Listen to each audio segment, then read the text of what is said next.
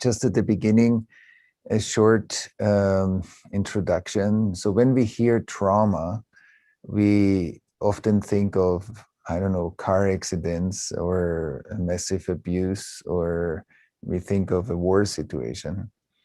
But actually, trauma can be much more subtle than that, and it's still traumatizing. Many of us in the early years of our lives went through overwhelming situations. So a trauma is an overwhelming situation, but it's not the situation that we go through, it's what that situation triggers in us.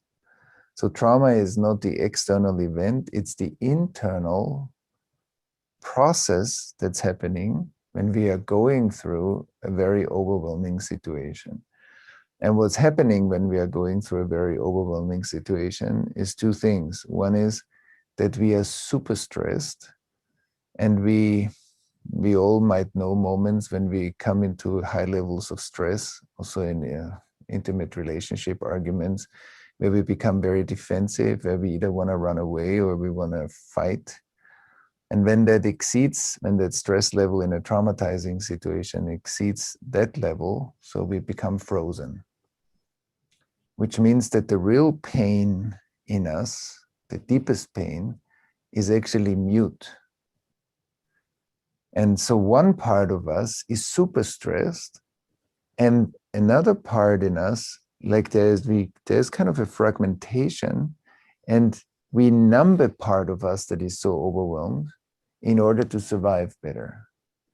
And that's different for a child at age 1, or a child that experiences bullying at school, or somebody that has a car accident as a grown-up. Of course, the intensity is different, but the process inside is very similar.